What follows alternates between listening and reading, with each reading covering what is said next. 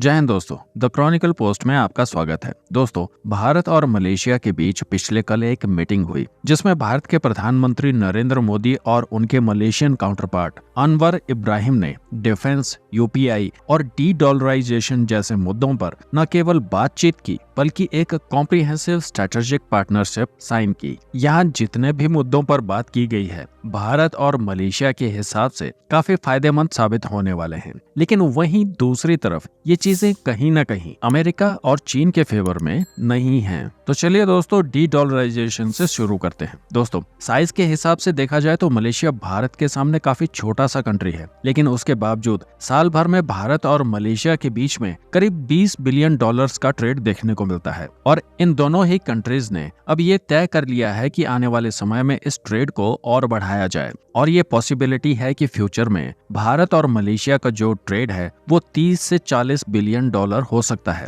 भारत और मलेशिया के बीच में ये ट्रेड डॉलर्स में किया जाता है, जिसे लेकर मलेशिया की तरफ से ओपनली कहा गया है कि हम लोग भारत के साथ लोकल करेंसी में ट्रेड करना चाहते हैं। मलेशिया चाहता है कि ये ट्रेड उनकी करेंसी रिंगट और भारत की करेंसी रुपए में किया जाए, और इस बात के लिए मलेशिया के प्रधानमंत्री ने भारत को मंजूरी दे दी है। दोस्तों, आपको याद होगा कि अभी हाल ही में ग्लोबल साउथ समिट ऑर्गेनाइज किया गया था, जिसमें 123 कंट्रीज ने हिस्सा लिया था। और इस समिट में मलेशिया के प्रधानमंत्री की तरफ से कहा गया है कि पूरे ग्लोबल साउथ को यूएस डॉलर पर से अपनी डिपेंडेंसी खत्म करनी चाहिए। देखिए दोस्तों, भारत और मलेशिया के दृष्टिकोण से देखा जाए तो डी डॉलराइजेशन से दोनों ही देशों का काफी फायदा होगा, लेकिन यही बात अगर अमेरिका के दृष्टिकोण से देखी जाए तो उन्हें इससे भारी नुकसान होने वाला है। डी डॉलराइजेशन के अलावा भारत का जो यूपीआई है, जिसे हम भारत में ऑनलाइन ट्रांजैक्शंस के लिए इस्तेमाल करते हैं, ठीक इसी तरीके से मलेशिया में पेनेट इस्तेमाल किया जाता है। हालांकि पेनेट का स्ट्रक्चर भारत के यूपीआई से डिफरेंट है, लेकिन मलेशिया चाहता है कि उनके इस पेनेट सिस्टम में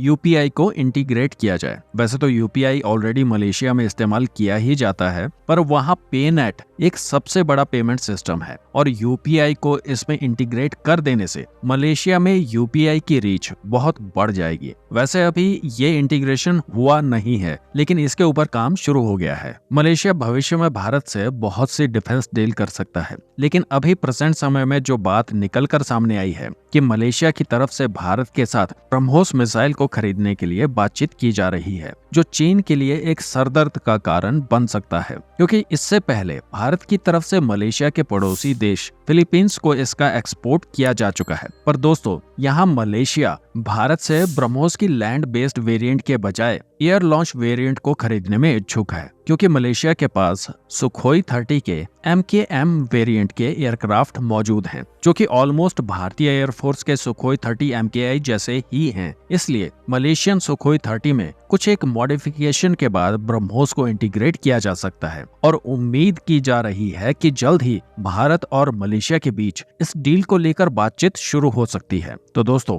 भारत और मलेशिया के बीच हुए इस कॉम्प्रिहेंसिव स्ट्रेटेजिक पार्टनरशिप को लेकर आप क्या सोचते हैं? अपने विचार कमेंट्स में जरूर बताइएगा।